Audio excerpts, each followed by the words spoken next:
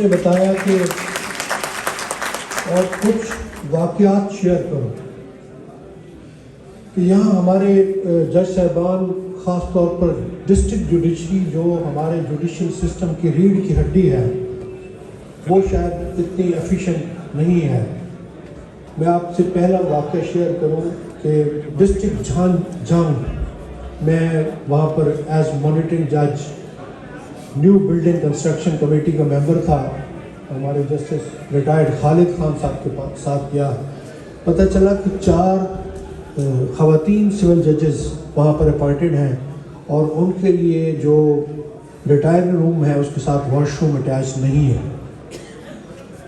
اب بھی ہماری جو ڈسٹرکٹ جوڈیشری میں کیسز کی فکسیشن ہے پر ڈے بیفور اے سول جج مور دین 100 کیسز. یہ انسانی طور پر ممکن نہیں ہے کہ ایک سول جج 100 فائلز کو ایک دن اٹینڈ کر پائے.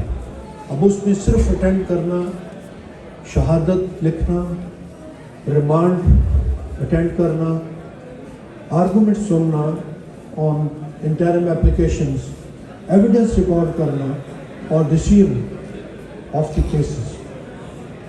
تو جیسے قاسم خان صاحب نے ابھی آپ کو انفارم کیا کہ جو رپورٹس ہماری جوڈیشری کے بارے میں وہ موٹیویٹڈ رپورٹس ہوتے ہیں، اس میں حقائق کا کوئی عمل دخل نہیں.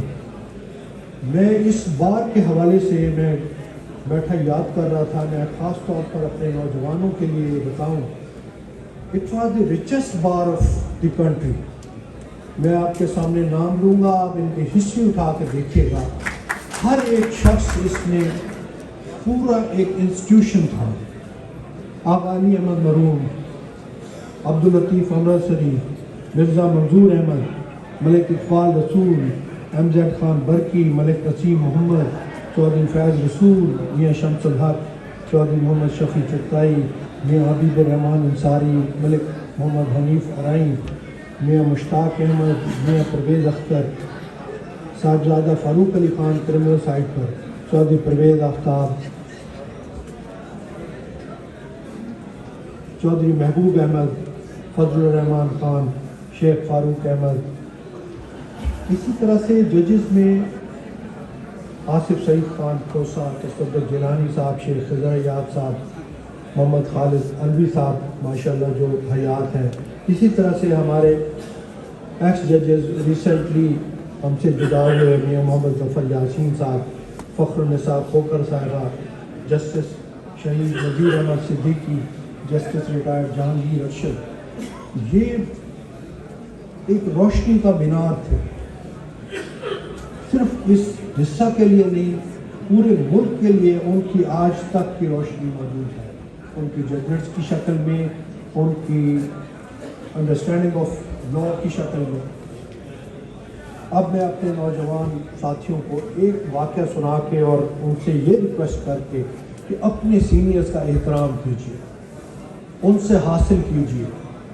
میری زندگی میں کبھی نہیں ہوا from day first in the entrance in the profession, کیونکہ میں نے اپنے والد کے ساتھ سول سائڈ میں کام شروع کیا تھا، خان صادق محمد احسن روم کے ساتھ، اور کرمنل میں فضل الرحمان خان صاحب کے ساتھ میں نے کام سیکھا ان سے.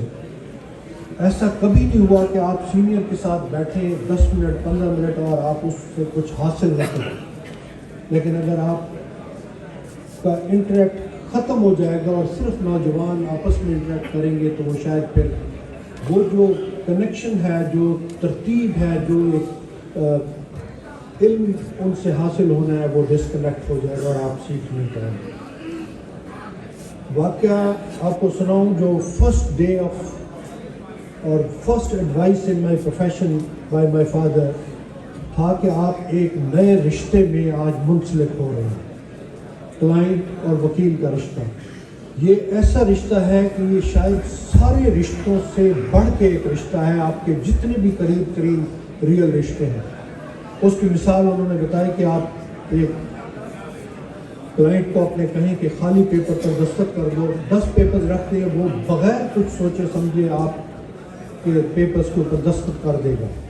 اسے یہ پورا یقین ہے کہ اس کے دستخط مس یوز نہیں ہوں گے، یا اس کے اوپر کوئی بھی چیز اس کے رائٹس کے اگینسٹ نہیں ہو، جبکہ اس کے برعکس آپ اپنے کسی بھی قریب ترین رشتے کو، اپنی والدہ کو کہیں، اپنے والد کو کہیں کہ دستخط، تو وہ آپ سے پوچھے گا ضرور کہ اس کا کیا کرنا ہے۔ وہ وکیل سے نہیں پوچھتا کہ ان دستخطوں کا آپ نے کیا کرنا، اسے یہ یقین ہے کہ اس کے حقوق کی پاسداری کے لیے یہ استعمال ہو۔ اس لیے جتنی غربت ہے اس رشتے کی، اتنی ہی رسپانسبلٹی ایز اے لائر آپ کی ہے۔